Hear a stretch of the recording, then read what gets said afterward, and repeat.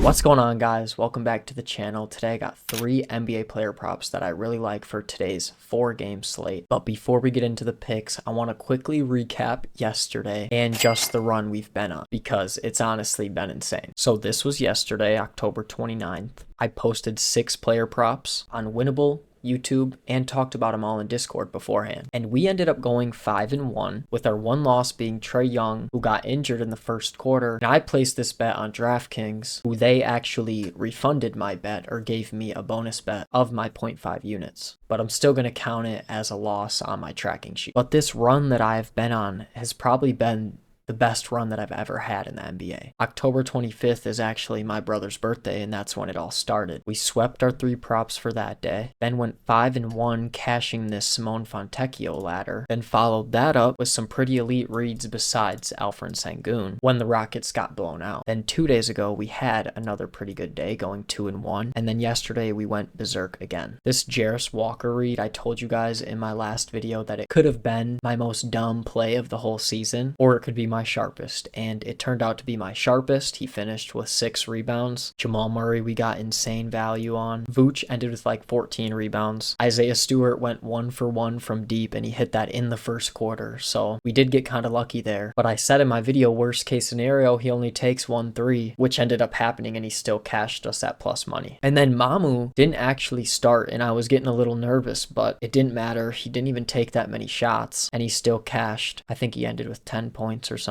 So yeah, we've been on a really insane run these last 4 or 5 days. I'm definitely trying to keep it going, but I just want to remind you guys that it is still early on in the NBA season, so we don't really know what can still happen. But like I said earlier, I got 3 props for today's set of games, so let's just hop right into them.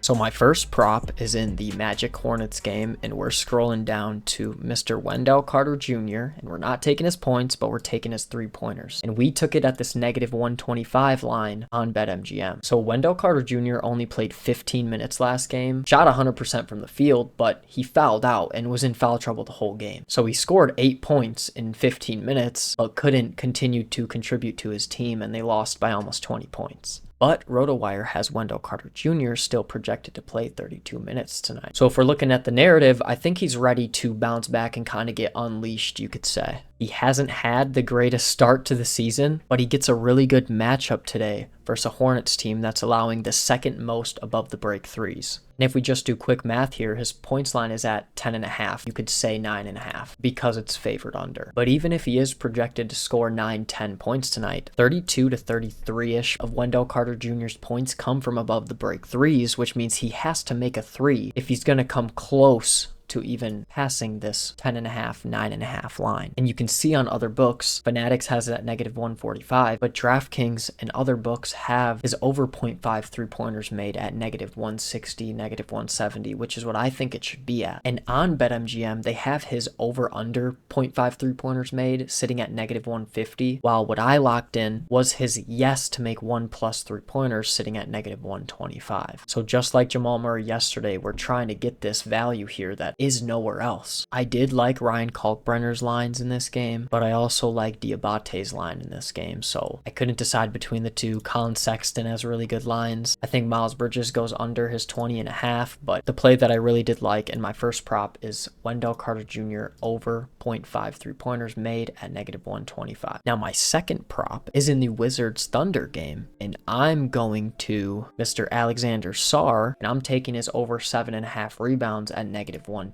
on FanDuel. So he's taken a little leap this season. He's shooting the ball way more than what he did last year, 23 field goal attempts and 15, but he's also rebounding much better than he did last year. So far this season, he has 18 rebound chances, 17 rebound chances, 16 and 25 last game. And now they're playing a Chet Holmgren-less OKC team, so the only person he's going to match up with is Isaiah Hartenstein, who will put him in an amazing position to grab rebounds versus Chet, who will drag him out to the 3-point line. And now the spread for this game is at 15.5, so just like every Wizards game, it feels like you have to be careful with the blowout. But because Chet Holmgren isn't playing, I do think the Wizards, who aren't as bad as they were last year can keep this game within that 16-point mark and cover the spread. So we're going to get pretty sharp here. RotoWire has Alex Sarr projected to play 28 minutes tonight, which has been pretty consistent with what he's seen all year. The only time he didn't see 26 minutes was when they lost by 26, which I honestly don't think is going to happen tonight. So a cool thing Props Madness allows you to do is look at games with a win-loss margin of a certain amount of points. So I think the Wizards are going to cover the spread of 15.5. So if they lose by 16 or less points and Alex Sarr plays at least 26 minutes, and when he gets at least 15 rebound chances because he's averaging 19 this season, and while playing a top 17 defense, he's gone over in 7 out of 8 games, averaging over 10 rebounds per game. And I add in this opponent defense rating because if the defense is better, which OKC has a pretty good defense, you could say, then the team facing them is going to miss more shots, which will just give Mr. Sarr more rebound chances. And you can see here the Thunder aren't a great rebounding team. They allow the 7th most rebounds per game. Similar players to Alexander Sarr's play style have had no trouble grabbing rebounds versus the Thunder this year as well. Anthony Davis grabbed 11, Onyeka Okongwu grabbed 12, Sengun grabbed 11, and 2 nights ago, they don't have it on here, but Domantas Sabonis grabbed 18 rebounds versus this OKC team. So if I read this game correctly, then I like our chances of Alexander Sarr grabbing 8 rebounds. So my second prop for tonight is Alexander Sarr over 7.5 rebounds. Now my third and final prop is in the Miami Heat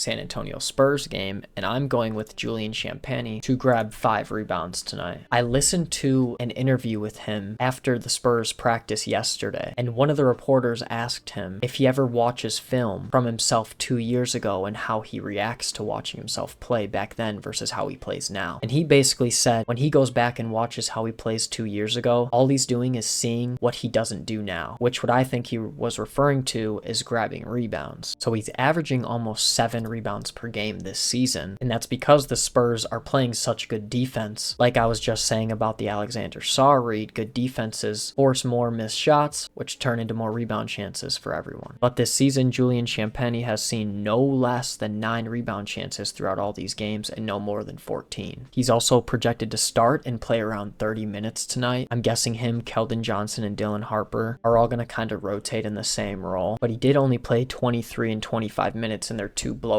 wins this season. So just to be safe, if we look at games where he played at least 23 minutes, even though he's projected to play 30, and he's averaging 11.6 rebound chances per game this season. So if we just bump this up just to 6, his hit rate is already almost 70%, averaging 5 rebounds per game. And if we add in all the guys he's going to be playing with today, he's gone over in 9 out of 11 games, averaging just over 6 rebounds per game. The Miami Heat are also playing at the fastest pace in the entire league so far this season and have not been defending the 3-point line well. I do think Julian Champagnie scores tonight, and I was looking at his PR for a while, but I ultimately went with his rebounds just because of how insane his rebound chances have been, and because of that interview I watched where he talked about how good the Spurs want to be defensively. And in that interview, he also said everyone on the team knows that they have enough guys who can score the basketball. So that's kind of why I stayed away from his points, because if that's his mindset going into this game, maybe he is looking to contribute by grabbing rebounds versus shooting a ton. But he does have a great matchup in this left corner, so I do not hate his points rebounds at all, or his points for that matter. So my third and final prop is Julian Champagnie over 4.5 rebounds. But before I end the video, I want to quickly touch on the Warriors-Bucks game, since I didn't give you guys an official prop, but I do think there is still value in this game. I just also think the Bucks have this game priced out at really sharply. Like, I really like Cole Anthony's assists. He's had a pretty good amount of potential assists. You can see, I mean, he's getting 9 assists off the bench, and he's been super open about how his connection with Giannis is something he really likes and loves throwing passes to him, throwing lobs to him. But I just couldn't bring myself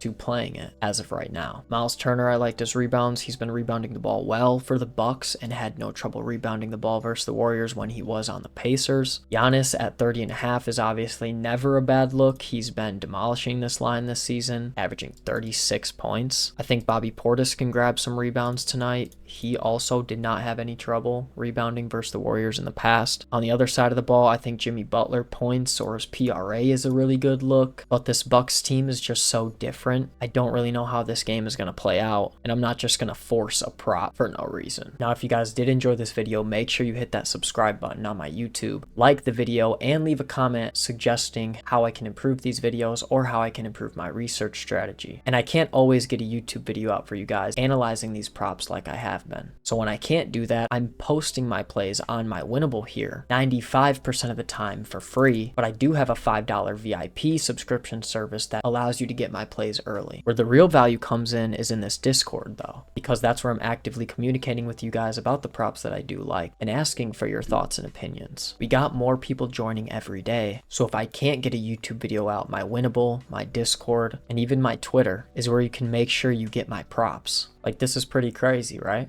I keep a spreadsheet linked in my Discord that tracks all my props that I place that's available for you guys to look at 24/7. I'm not trying to hide anything from you guys. I want to make money. I want to help you guys make money, and it's as simple as that. But yeah, that's all I got for you guys today. Again, if you did enjoy this video, make sure you leave a like and subscribe and join my Discord. That's where all the value is. But I hope we can turn this 18-4 run into a 21-4 run. But I'll see you guys in the next video. Peace out.